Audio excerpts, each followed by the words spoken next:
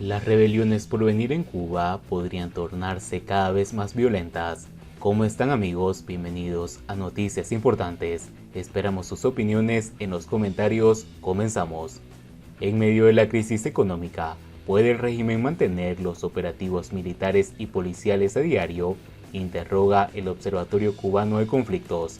Inmovilismo y represión son dos ingredientes explosivos de la situación sociopolítica cubana, advirtió el Observatorio Cubano de los Conflictos en su informe sobre el mes de junio, en el que documentó el incremento de las protestas sociales en todo el país.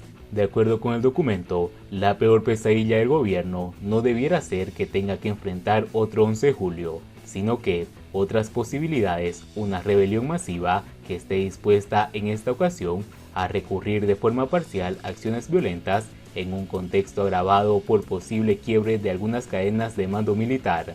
El observatorio advirtió que, si bien el nerviosismo del régimen se incrementa ante la proximidad del primer aniversario del 11 de julio, su falta de respuesta a las demandas hechas públicas en las calles por todo el pueblo supone un riesgo mayor para la gobernabilidad en la isla. Desde el 11 de julio, el régimen ha demostrado su inmovilismo, que no entendió que el consentimiento popular al sistema se había agotado, y lo más peligroso, ha enviado un claro mensaje a la ciudadanía de que no sabe discutir y resolver de manera pacífica la situación, teniendo como norma recurrir a la violencia frente a sus demandas, advierte el informe.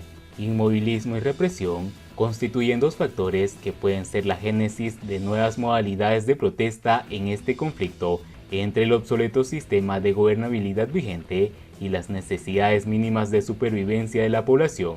Es decir, la violencia y la masividad de la represión es un factor que incrementa las posibilidades de que las protestas incluyan acciones violentas de respuesta. El observatorio recuerda que en los últimos meses se produjeron incendios en almacenes y entidades estatales, medios de transporte público y casas de tabaco.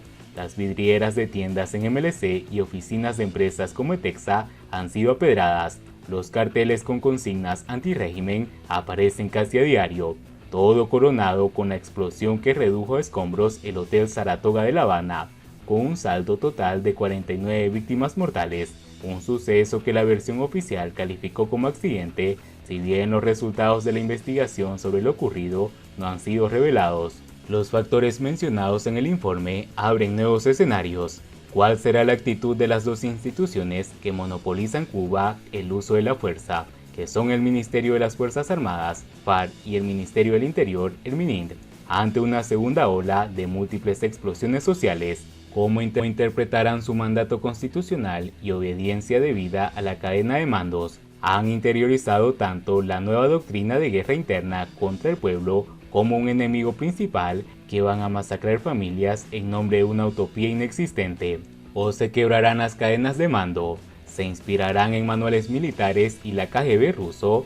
¿O en el espíritu del capitán español Federico Capdevila, que quebró la espalda al escuchar que 7 inocentes estudiantes de medicina serían fusilados por el ejército al que en ese momento sirvió? Pregunta el observatorio. Estas circunstancias, unidas a la muerte súbita del general López Calleja y la eventualidad cada vez más cercana de la muerte de Raúl Castro, hacen que en meses venideros pueden abrirse nuevos escenarios de rebeliones sociales. Estas pueden llegar a tener tonalidades violentas en la cada vez más deteriorada realidad cubana, creándose así las condiciones para una ruptura de la cadena de mando del MINFAR y el MININT, si hubiese unidades que se negaran a reprimirlas, anticipa. De acuerdo con el observatorio, las 258 protestas de junio en las 15 provincias de Cuba y el municipio especial de la Isla de la Juventud, que superaron en 11 a las del mismo periodo de 2021, indican que el régimen continúa creyendo que sin resolver el infierno de la vida cotidiana va a impedir nuevas rebeliones, cortando las comunicaciones entre los potenciales insumisos. Entre los territorios, La Habana fue otra vez la provincia con mayor concentración de protestas, 81, seguida por Camagüey, 19, así como Holguín y Villa Clara, 18 respectivamente. Sin embargo, en todas las provincias hubo un incremento en las protestas. Además de los apagones, el informe hace referencia a lo que denominó el factor Amelia, derivado de la directa que hizo la madre cubana Amelia Casadillas exigiendo al régimen una vida digna para los cubanos en un video que se hizo viral. Todos los cubanos que imitaron a Amelia, así como los jóvenes manifestantes del 11 de julio, o los que corearon libertad en el concierto en el Coliseo de la Ciudad Deportiva, o los estudiantes que exigieron a gritos que restablecieran la corriente en Camagüey, están venciendo el miedo y rompiendo el silencio cómplice, subraya el observatorio. Para finalizar, el texto lanza otro interrogante. En medio de la crisis económica, ¿puede acaso el gobierno mantener durante los 365 días del año los operativos militares y policiales que han desplegado previo al 11 de julio, mientras moviliza cuantiosos recursos represivos para evitar que se repita otro 11 de julio? No está teniendo en cuenta que explosiones sociales pueden ocurrir cualquier día y sin previo aviso.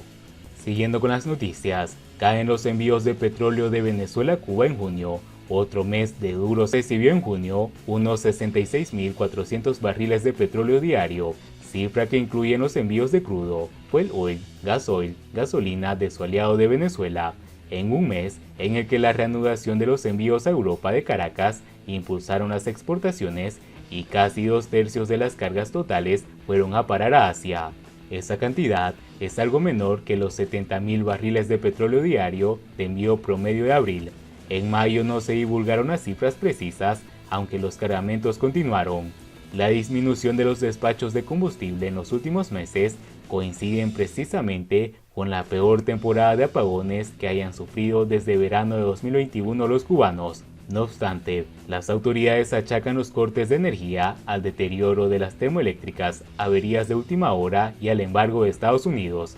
Desde junio, los primeros cargamentos de crudo venezolano enviados a Europa en 2 años ayudaron a impulsar las exportaciones de petróleo de la nación en un 61% el mes pasado, después de una serie de reveses a principios de año. Datos de seguimiento de petróleo y documentos de la estatal PDVSA divulgados por Reuters, la italiana Eni y la española Repsol comenzaron a recibir crudo venezolano luego de recibir luz verde del Departamento de Estado de Estados Unidos. La decisión de Estados Unidos, una medida para ayudar a Europa a compensar la pérdida de petróleo ruso tras la invasión de Ucrania, también marca un paso hacia mejores relaciones entre Caracas y Washington. Los intercambios de petróleo por deuda, vistos por analistas como una señal de relajación de las sanciones de Washington a la nación sudamericana, ocurrieron mientras funcionarios de Estados Unidos visitaban Caracas para discutir la liberación de estadounidenses encarcelados. Esta visita no logró asegurar su liberación. En junio, PDVSA y sus empresas conjuntas enviaron un promedio de 630.500 barriles de crudo y combustible, un aumento del 61% respecto al mes anterior y similar al mismo mes del año pasado, según los documentos. Las exportaciones de Venezuela en mayo se habían desplomado debido a los cambios impuestos por PDVSA que requieren prepagos por cargamentos. Los cambios se produjeron después de que algunos compradores incumplieran con los pagos. Aún así, PDVSA siguió teniendo problemas para administrar los inventarios de crudo pesado y diluido, que estaban cerca de su capacidad máxima y forzaron 6 interrupciones no planificadas en una de sus instalaciones de mezcla el mes pasado, según uno de los documentos vistos por Reuters.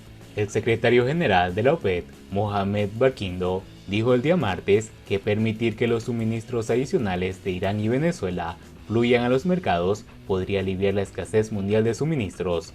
El gobierno francés hizo un llamado similar la semana pasada y dijo que la comunidad internacional debería explorar todas las opciones para aliviar la restricción rusa de los suministros de energía. Y bien amigos, así vamos terminando las noticias importantes del día de hoy.